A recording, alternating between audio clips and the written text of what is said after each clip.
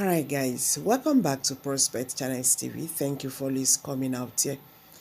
This one now see the matter when they grando concerning Finland and then Simon Epka. So Simon Epka don't see appear in court. So una go watch this video, make una see everything that happened in court. So that when people they talk about this issue of Simon Epka with Finland in court, una go understand waiting they happen. Because many social media, platform don't they carry lie, they join the matter when we say not being they happen. So my people, make I quickly drop this video so that we will go see everything that is going on in Simon Ekpa's trial in Finland. Thank you. I will be right back. In this video, we shall be looking at every single info and every single event that played out in the court of law today. Today being the 3rd of June of 2025. But then before we look at every single event that unraveled in the Pajame District Court today, we have to do a quick summary of what happened yesterday. Because the video released yesterday around 8 p.m. was inconclusive. That is, we did not finish the video. So before we start with the event that played out in court today, we have to do a quick summary and continue from yesterday's event. Well, just in case you don't know, a testifier codenamed T3 was called upon by the prosecuting lawyer to come up and take the stance and testify against Simon. And this T3 or the testifier happens to be a financial officer of Simon in his company known as Simon & Co. OY. Yes. So the financial officer of Simon's company, Simon & Co. OY, was called upon yesterday to testify against Simon's financial records. In his testimonies, he claimed that Simon at some point ordered for arms and ammunition from the dark web. Yes, just in case you don't know what the dark web is a part of the internet where you cannot use Google and other search engines to access. That is to say, you cannot access this site using our normal browser and our normal search engines. If you want to access the dark web, you must install a particular browser. So this testifier claims that Simon accessed the dark web and he purchased arms and ammunition that he sent to Nigeria, that he sent to the southeastern region of Nigeria, that resulted to series of insecurities in that part of the country. Interestingly, Simon's lawyer had to cross-examine T3 or this testifier, and it became clear that this individual, this T3, who happens to be once upon a time was a financial officer of Simon, also purchased items from the dark web. So let's go back to the courtroom and see how every single thing played out yesterday, and then we are going to jump into today's video and give you a better picture and clarity. So T3 was still in the stance, that is the financial officer of Simon was still in the stance, and Simon's lawyer was cross-examining him. And Simon's lawyer asked, have you at any point audit or edit the company's transactions? That is, have you at any point audit or edit Simon's company's financial records and transactions? Yes, replied T3. Simon's lawyer continued by saying, is it possible that you, T3, can buy bitcoins with the company's money? Answer yes or no.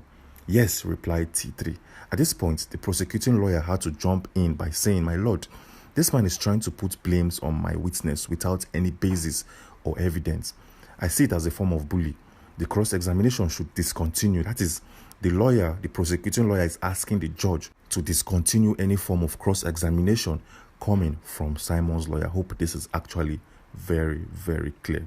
So back in the courtroom, the judge said, no, this cross-examination coming from Simon's lawyer must continue and it must be concluded. He also went a step further to claim that Simon's lawyer has the right to cross-examine this witness. Moving on swiftly, Simon's lawyer continued by thanking the judge. He said, thank you, my lord.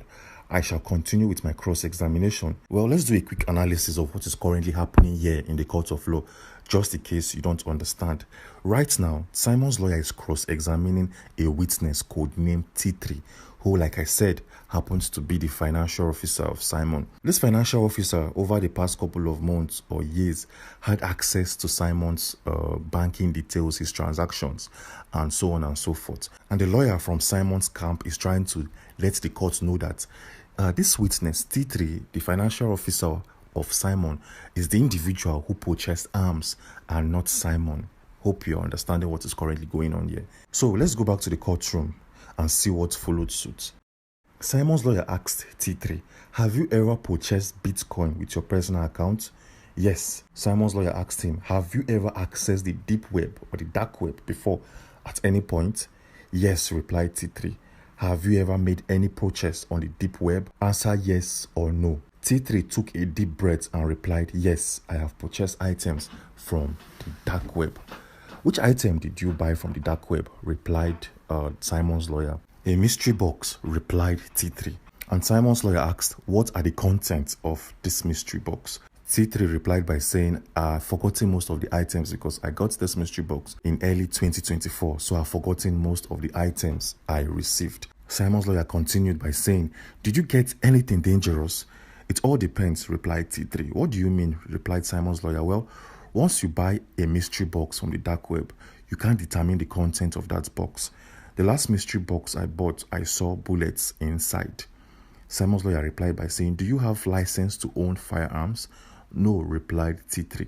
Simon's lawyer replied by saying, so you ordered a mystery box from the dark web and found bullets inside. Is that correct? Yes, replied T3. Did you report to the police? Asked Simon's lawyer. No, I did not, replied T3.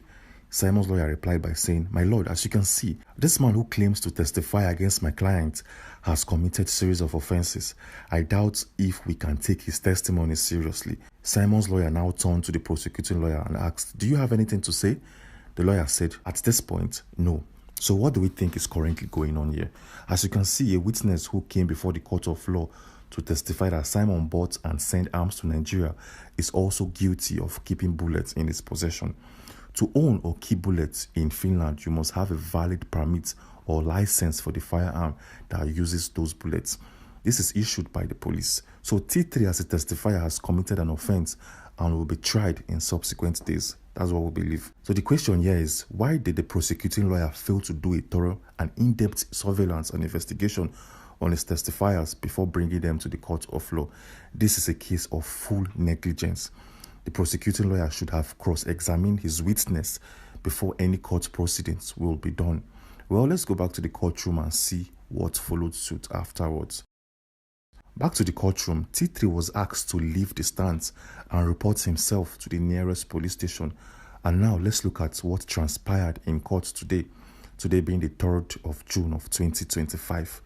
The court session kicked off at about 11:45 a.m. with the two legal counsel team in attendance. The session started with a prosecuting lawyer asking the judge for permission to bring up his fourth testifier. He claimed that his fourth testifiers are officers from the National Bureau of Investigations. Simon's lawyer objected by saying, my lord, the prosecuting legal counsel has brought in 3 testifiers already. I think it's only fair and just if I bring up my very first witness to take the stance. The judge gave Simon's lawyer the green light. Feel free to bring in your next witness. Simon's lawyer continued by saying, my very first witness is a member of the BRGI and also a very close friend to Simon. My witness will be codenamed Peace. Well, let's do a quick analysis. What do we think is going on here at this point in time? Simon's lawyer has brought a witness, and this witness is coming from the BRGI. This is a smart move because this witness happens to be a close friend of Simon and a citizen of the USA. So bringing in a witness from a Western world is a benchmark, and also bringing in a witness from the most powerful nation of the world is huge. So let's go back to the courtroom and see what followed suit. Simon's lawyer asked the witness codenamed Peace, who are you to my client? Peace replied by saying, this man is a very close friend of mine. He is a peace-loving man. Simon's lawyer asked, what do you know about my client? Peace replied by saying, I know for a fact that back in 2023, Simon was given a Peace Ambassador Award in Helsinki, Finland, for his personality and character. The award was presented at the Africa Day event celebrating the anniversary of African Union at the Kaiser Cultural Center in Helsinki, Finland. I know this man to be philanthropist in nature and also a helper who have helped a lot of souls in and around Nigeria. So let's do a quick analysis of what is currently happening in the court of law at this particular point in time. As you can see, the witness called upon by Simon's lawyer has been prepared accordingly. Unlike other witnesses we have seen so far, this witness has presented the positive sides of Simon as a basis of conversations. This is an intelligent move coming from the witness codenamed Peace. So let's go back to the courtroom and see what followed suit. Simon's lawyer continued by saying, "You say you know this man pretty well." "Yes," replied Peace. "Have you ever seen him carry out any terror acts? I mean, have you ever seen him disobeying the laws of Finland?" "Not at all," replied Peace. "In fact, this man is also a top politician from this country who have served this country in all ramifications." Simon's lawyer continued by saying, "Are you a member of the BRGI?" "Yes," replied Peace. "What are the activities of this group?" Peace replied by saying, "BRGI actively pursues for the independence of the USB through diplomatic channels and international engagement. They have undertaken efforts to gain recognition and support from other nations and organizations." At this point, the prosecuting lawyer got really upset and asked the court to allow him cross-examine Peace before Simon's lawyer continues. The judge asked Simon's lawyer, "Is that okay by you?"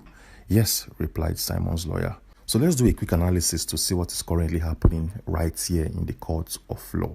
As you can see, the prosecuting lawyer isn't happy with the responses coming from Peace. He feels like the questions and answers are too rehearsed. Now he wants to destabilize Peace, the testifier, with very, very intimidating questions. So let's go back to the courtroom and see what followed suit. The prosecuting lawyer asked Peace, "How close are you to the suspect?" "He is my friend," replied Peace. "In what capacity?" asked the prosecuting lawyer. "What do you mean?" Peace said. Prosecuting lawyer said, "You claim to be a close friend to Simon, right? How close are you to him?" Peace replied by saying, "We worked under the BRGI. That's how we became friends." The prosecuting lawyer continued by saying, "Have you donated to the USB fundraising before?" "Why do you ask?" replied Peace. The prosecuting lawyer followed by saying, "Kindly reply yes or no." Peace replied by saying, "Kindly ask your questions again." The prosecuting lawyer smiled and said, "Have you engaged in BRGI fundraising before, whether by donating or by organizing?" Peace replied, "Yes." The prosecuting lawyer said, "Yes to what, please?" And Peace replied by saying, "You asked me to reply with yes or no. I just told you yes. What do you want from me? If you want to ask questions, ask them properly and allow me to answer properly." So let's do some quick analysis of what is currently happening right here in the court of law. The testifier codenamed Peace has shown that he or she isn't scared of the prosecuting lawyer in any way, shape or form. And that is why he or she has been putting the prosecuting lawyer on the run. So let's go back to the courtroom and see what followed suit. Back in the courtroom, the prosecuting lawyer said, "I will ask you again, have you donated to the BRGI fundraising?" "No," replied Peace. "Have you organized a fundraising system for the BRGI?" "Yes," replied Peace. "Do you know that fundraising has been used for the procurement of arms?" "No," replied Peace. "I'm actually hearing this for the very first time today. Are you aware that negligence is not an excuse?" "What do you mean?" asked Peace. The prosecutor lawyer followed suit by saying, "You have assisted this man in the purchase of arms in Nigeria." Testifier Peace replied, "Are you saying that funds raised were channeled to arms deal?" "Yes," replied the prosecuting lawyer. "Are you saying that Simon here is an arm dealer?" "Yes," replied the prosecuting lawyer. "Do you have your facts and evidence?" The prosecuting lawyer said, "You are not here to cross-examine me. It should be the reverse. I'm here to actually cross-examine you because you claim to be a friend of this man, a suspect. So you keep all your questions to yourself. What you have to do right now and right here is just to answer all of my questions. Is that clear?" Peace replied by saying, "Yes, it is very, very clear, but I need more clarity based on the context of your questions." As you can see, this testifier brought in, the very first testifier brought in by Simon's lawyer happens to be a very, very knowledgeable person. This individual knows how to answer questions, and this individual knows how to analyze questions and know the possible outcome or the possible reasons why the questions were asked in the very first place. This is a very good one coming from the very first testifier from the Simon's camp. Let's go back to the courtroom and see what followed suit. The prosecuting lawyer got really angry with the way and manner Peace, the witness codenamed Peace, was asking him questions because he felt like he is a person or the individual meant to ask questions to the testifier and not the other way around. So the prosecuting lawyer said, "Please don't ask me any other questions. You are here to answer my questions. So answer them with yes or no. And that is all you need to tell me at this point in time." Peace replied by saying, okay, I clearly understand you and I will reply with just yes or no. And that is it. The prosecuting lawyer asked, have you visited this man in his home? Have you visited him in his private home before? Peace replied, no. Have you met this man in private before? Please ask your questions properly. What do you mean by in private?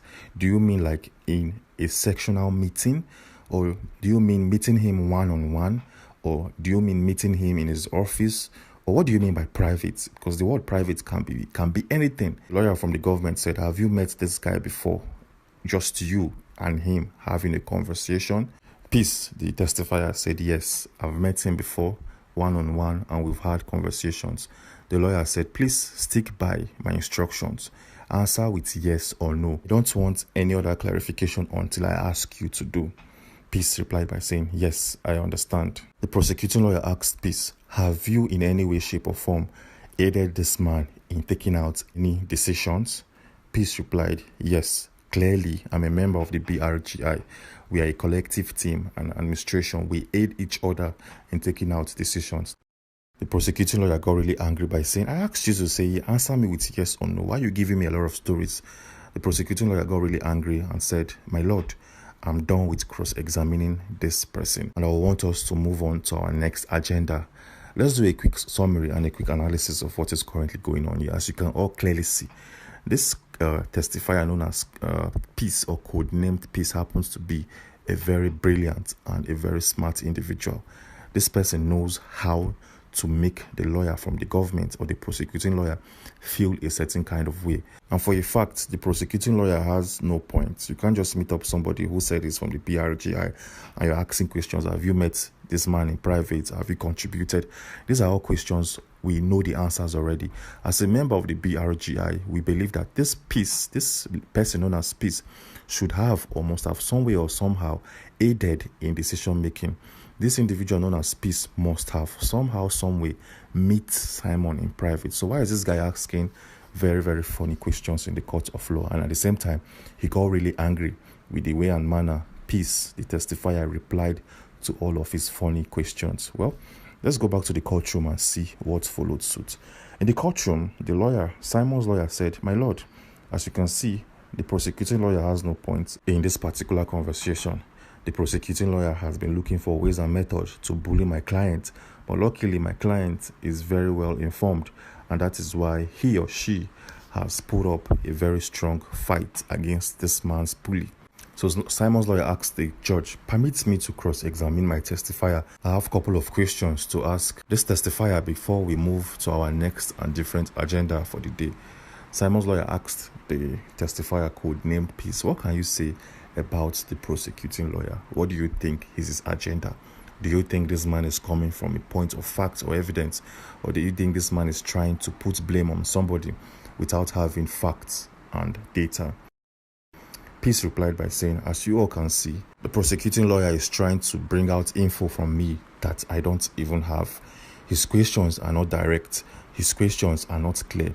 His questions to me feels like something that will come from an interrogation room. I don't know why he's asking some funny questions. He should ask me questions that are very clear to answer with yes or no. He asked me to answer with yes or no, but he has been asking questions that are big or ambiguous in nature that needs clarity. These are the words coming from Peace, the testifier. Wow, this is a massive response because nobody in the court session so far, no testifier from the court so far has been courageous like this testifier known as Peace.